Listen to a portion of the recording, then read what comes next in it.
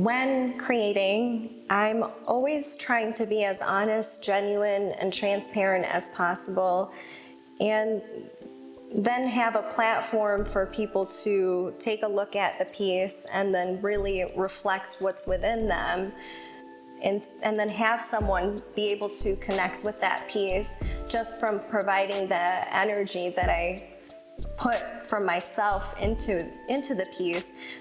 It really tells a lot. My family is from Iraq, and my dad came to this country in the 80s. Our family comes from jewelers, and so when I was 12, I was working with my dad, and he around all this gold and all this jewelry, and he was always telling me to sell. And at 12, you're just like, okay, but so gold is something I'm very drawn to, and this piece has that.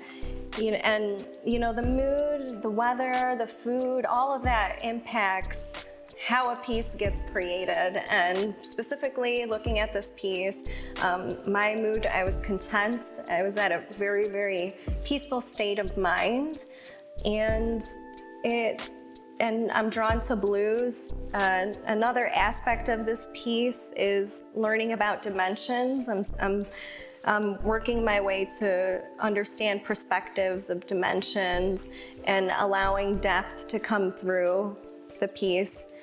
And then also applying techniques along the way, so incorporating techniques that I've learned and then exploring new techniques within the piece as well. My background is actually in biology. I discovered painting it was quite spontaneous. There was a time where I was really going through some life transitions, and I just ended up having the opportunity to explore myself through painting, and it's been quite a healing process for me. In order to include truth in a painting, you have to be honest with yourself. It starts with yourself. How can you be able to connect with others if you haven't connected with yourself? You have to be able to be open, accepting of yourself, and to be able to really look at yourself inside and just be proud of that.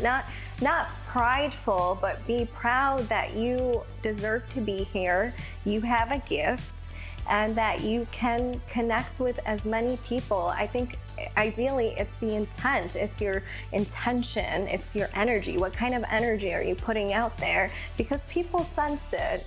I create abstract, and there's so many people that tell me that they sense it, a certain thing about a piece, and they're spot on. And so I believe that there's more than 5 senses.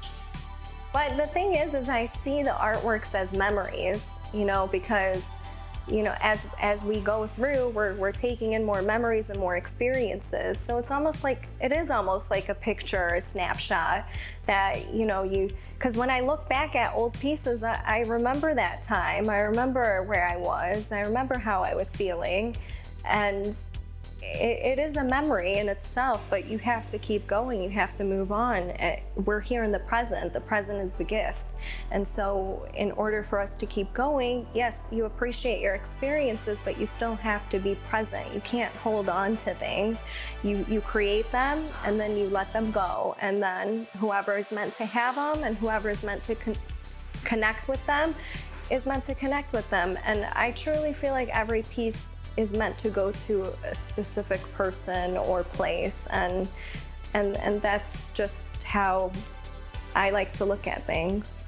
The thing about abstract is it's trying to pull something from nothing. Like, you are creating as you go. There's no rules. It's just, you just keep going. And when I look at abstract now, I realize it's more of the process, and it's more of the introspection, and that's the ability to do it is what allowed me to understand that it has nothing to do with the techniques and all of that. Yes, that's one thing, but Abstract is more of the inner and the unknowing, that there's no rules, that it can go any which way, and that it works for you or whoever is viewing it.